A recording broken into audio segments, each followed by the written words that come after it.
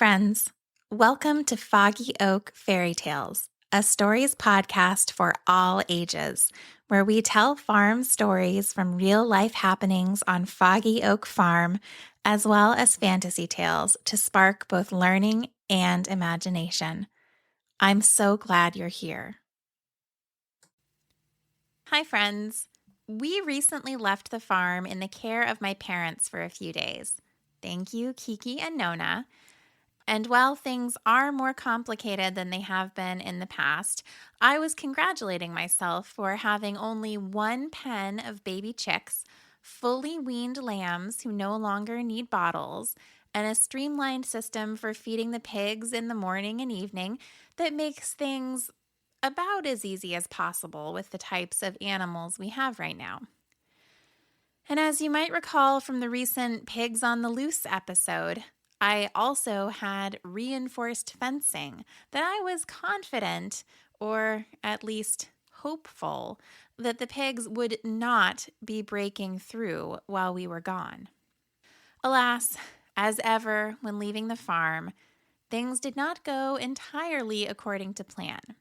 I'm pleased to say that the pigs did not break out while we were gone, but one thing we did come home to was a loud cheeping noise coming from the garage. We were just getting out of the car from our trip, and I had opened the garage so that we could unload vacation detritus into it when we heard a definitive plaintive cheeping and the of a mother hen. That was certainly strange, since I was almost certain I didn't have hens sitting anywhere, other than one hen who had been squatting in a nest box in the chicken coop for weeks on no eggs, and another hen who had made a nest in the Christmas tree in the attic, but I was pretty sure that she wasn't actually sitting on any eggs at this point.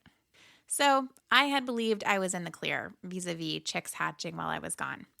Yet, sure enough, as I walked into the garage, that same nest box squatting hen, who we had all been avoiding because she is extremely mean when she is broody, charged down the garage steps at me, body fluffed up to twice her usual size, screaming in defensive fury, and trailing her was a deeply confused, tiny chick that could barely navigate the stairs.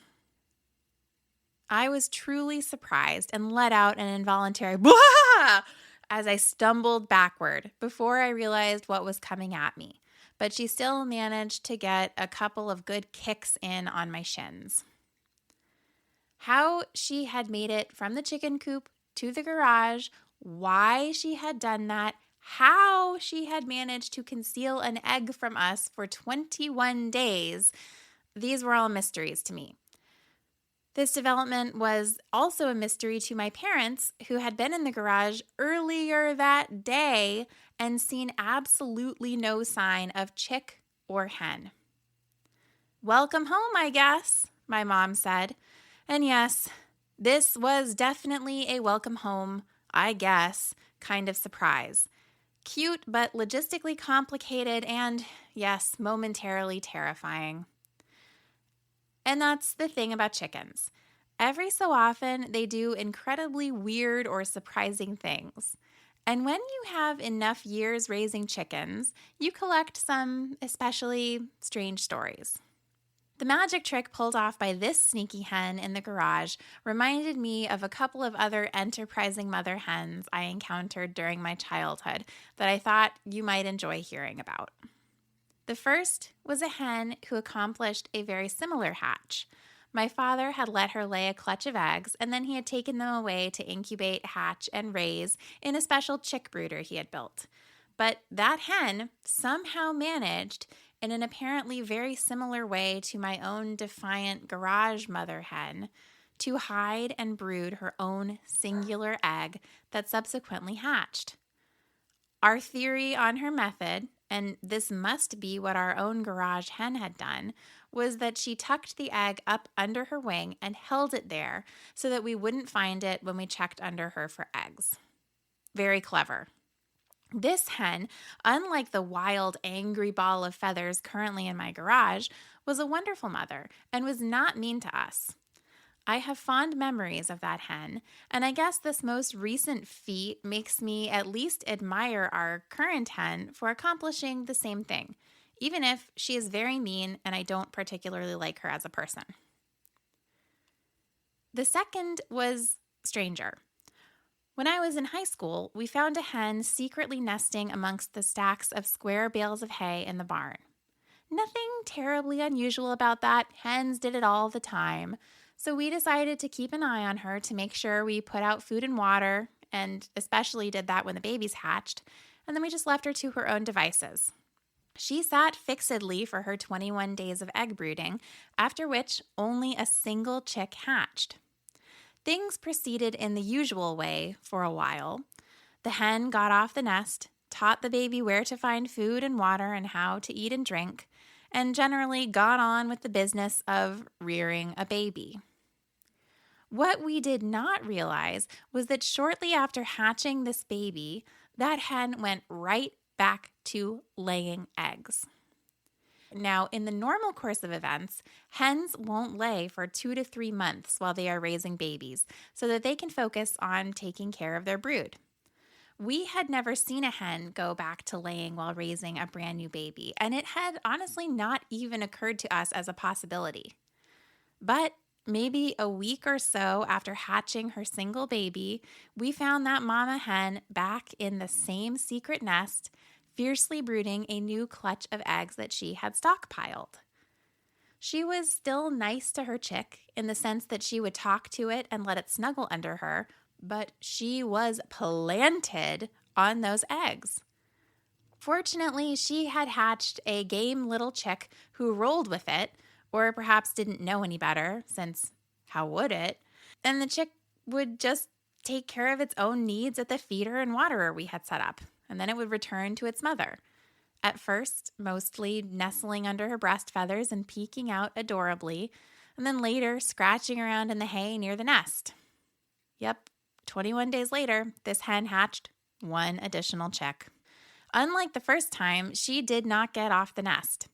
Instead, she somehow delegated caring for this single hatchling to its older sister, who, at only about a month old, actually took on caring for this unexpected younger sibling. This chick mother took its younger sister under its literal wing and taught her how to drink, how to eat, how to get up and down from the secret hay bale nest, and generally how to survive in the world. Their real mother remained nice enough, allowing the chicks to snuggle and continuing to talk to and engage with them, but she would not leave her nest this time. I don't remember her hatching any other babies that summer, but I also don't remember her ever getting off that nest. She just sat and let her older, but still not old at all, daughter care for her younger daughter as she continued on about the merry business of egg sitting. I've never had this happen before or since, and it stands out in my mind as one of the weirdest chicken experiences I've ever had. Hens aren't meant to lay or brood eggs while actively raising chicks. Chicks are not meant to raise other chicks, and by all accounts, it should never have happened or worked out. But it did happen, and I suppose it did work out. Back in the present day, our egg-hiding hen mother has been moved out to a rolling pen with her baby, and they are doing well, although she is still very mean. Over the weekend, we actually also had a perfect hatch that resulted in 11 fluffy, adorable, silky cross babies. So they basically all look like little puffballs. And we are enjoying this new batch of expected chicks. The kids are determined to make them as tame as they can, and they have all been named after characters from the TV show Bluey.